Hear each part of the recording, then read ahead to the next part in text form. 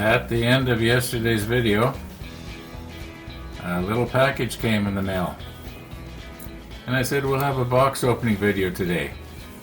Well, let's get this box opening video done and then we can get on with the painting. Now, given this a lot of thought. I've covered up the guy's name. I don't recognize the name. Now, since I said that, I checked my comments and I went back. And sure enough, this gentleman has made a few comments.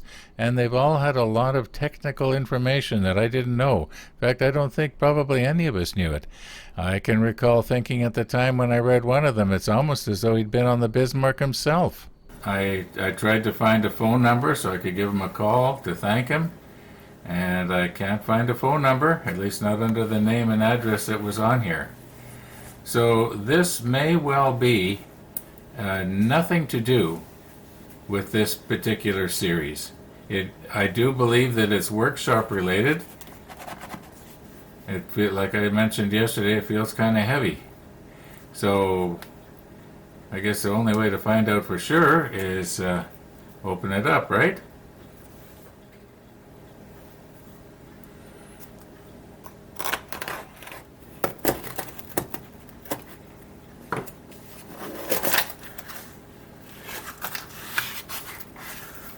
Okay, this is probably a letter. I'll look at this off camera.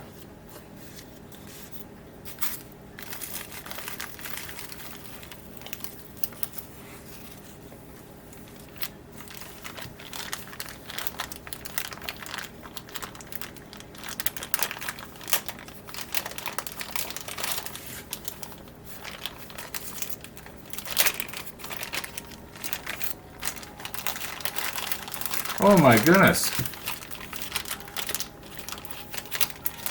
This is a genuine bender for photo etch. Oh my goodness. Well, thank you very much. That's exactly what this is.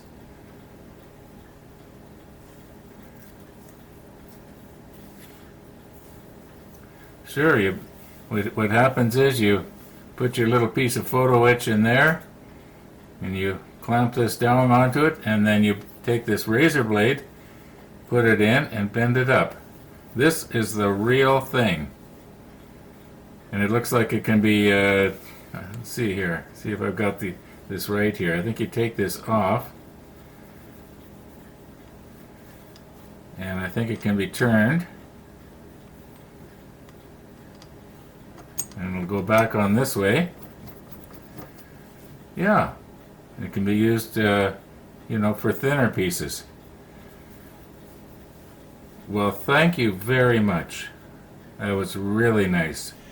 Okay, I have read the letter. I'm not going to tell you who it is because I haven't actually talked to him yet. I do have an email address now, however.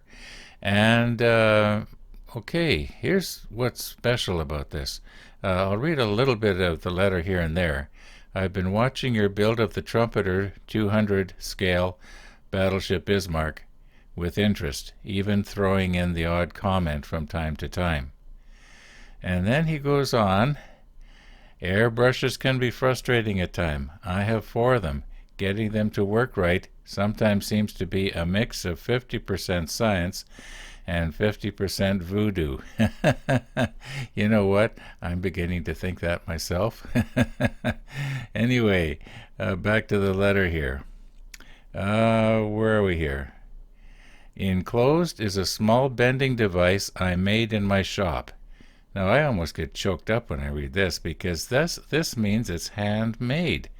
I didn't realize that. It's it's one of a kind. That it means that there is no other photo etch bender exactly like it. Very special. It will be very treasured, you can be sure. What else does he say here?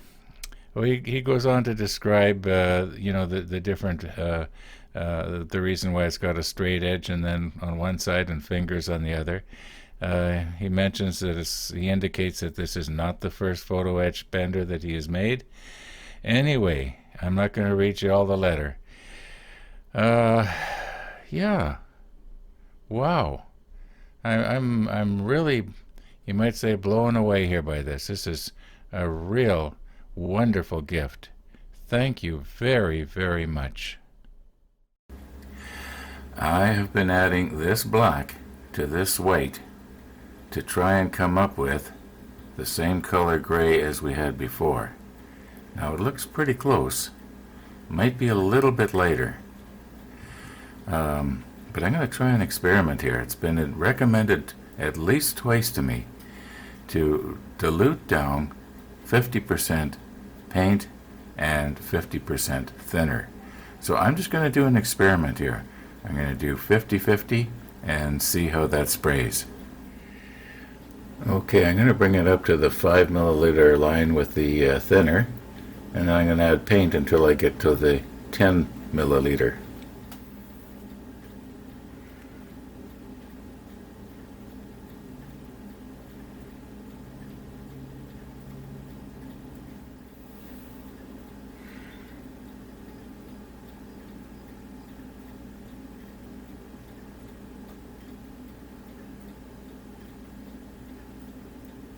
A little bit more. I don't want to spill it.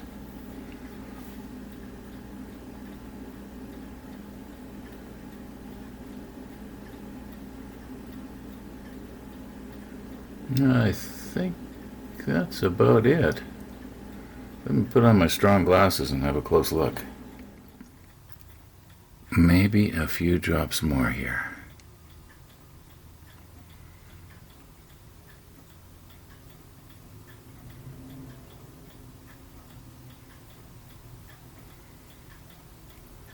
Okay, I think that's it. Now if we bring it up to the 10 milliliter mark with the gray,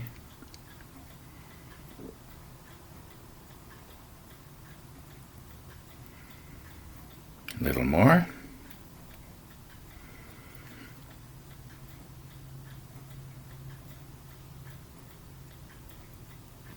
A few drops more.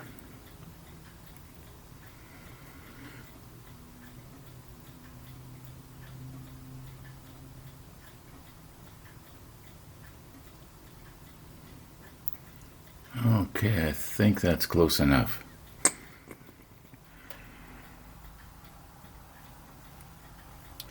Oh my, is that ever thin?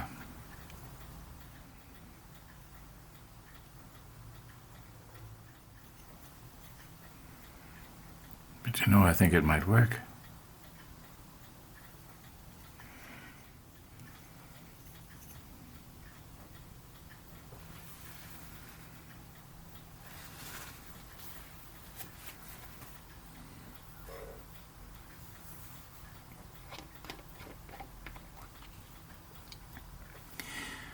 Now, in the event I spill this all over my nice little cloth here, I will show it. Okay.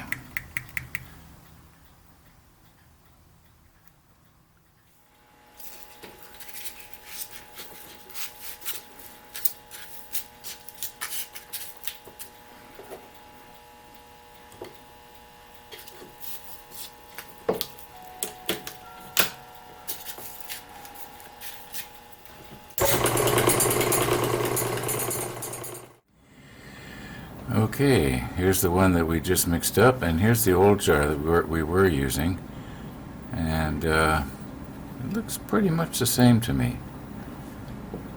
Might have to re-mist everything over again. I'm not sure. We'll see what it looks like after the first application.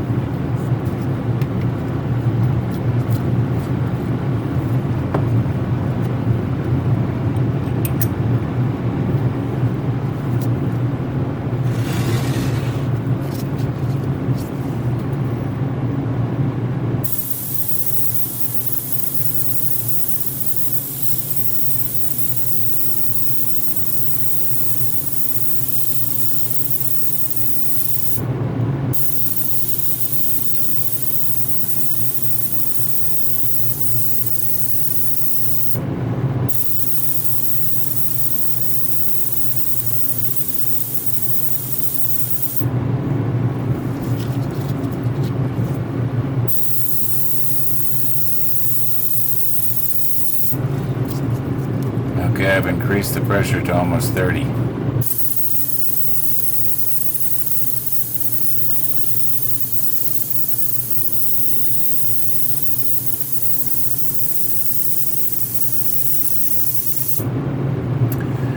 Well, let's take it down to 25.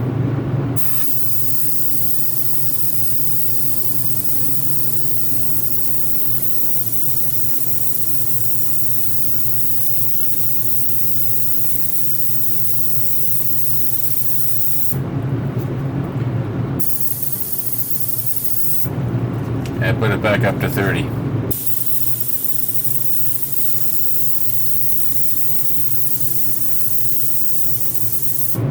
You know, I'm just going to go with what works and not worry about it.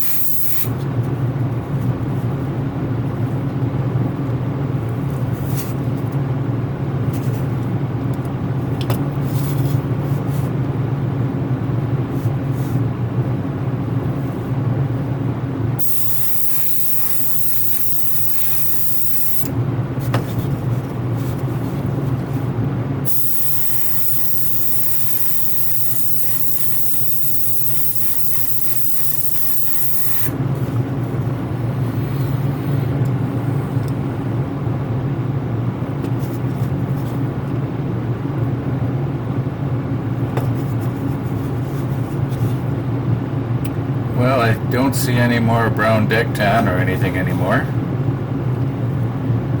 So let's quit while the quitting's good.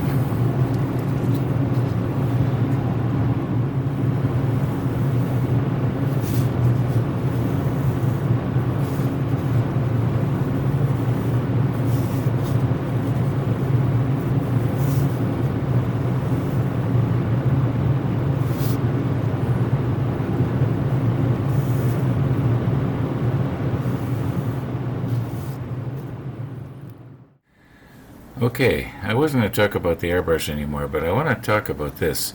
In the comments that I read this morning, one of the viewers said, when you're trying to get your needle to line up with the hole, if you put your finger underneath, now this is the first time I've tried this, so I hope it's going to work. Then you take your needle, and I've already got it lubricated, and if you rest it on your finger, you can guide it into the hole a lot easier. Now there you go. Now that's actually the first time I've done that.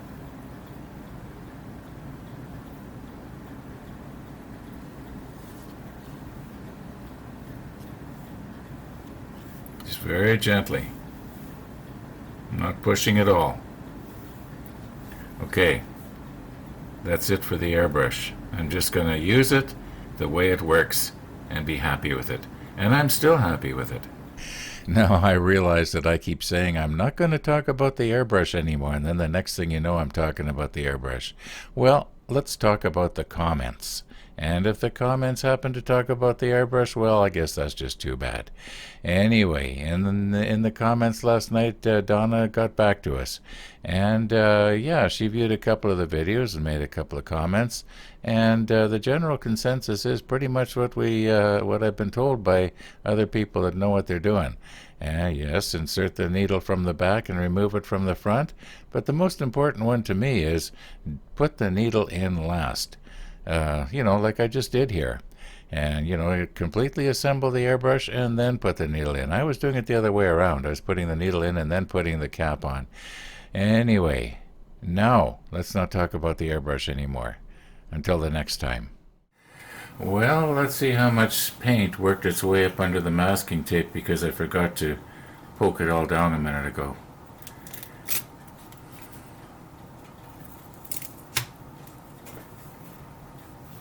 Maybe better if I took it off of here.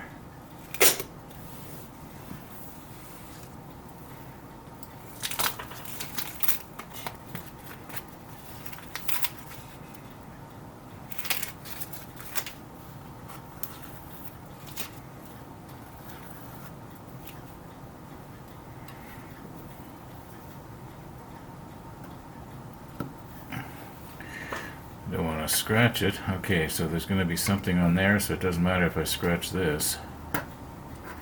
Maybe my fingernail.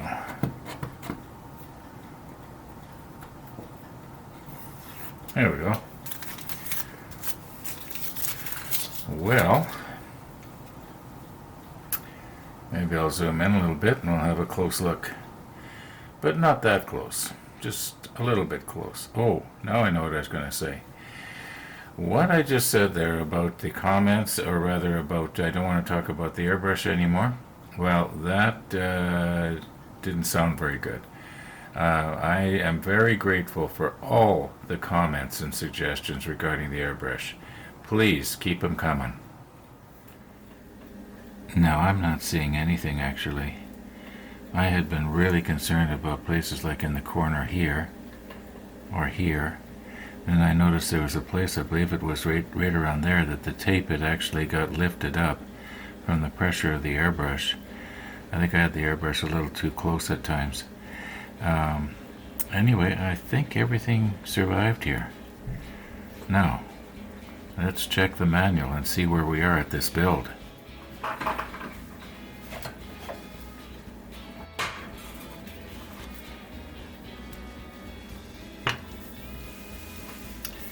Okay, I believe we were on step 27. What is it, about a week since we looked at this thing? Or was it 26? I'm gonna have to go to quick look at here. I think the next thing we do is we actually put some of this superstructure, like this piece, is going to go into this piece. And we already bent the photo etch, which is kind of too bad, because then I don't get to try out... I hope you don't mind if I call you Andy. Andy's little tool here. And yeah, I'm really looking forward to using this. You know what? I think I'm going to cut this episode off, and I'm going to study the manual, see where we're at, and all being well, we'll see you tomorrow with episode 158. Yeah, I think it's 158. Thanks for watching.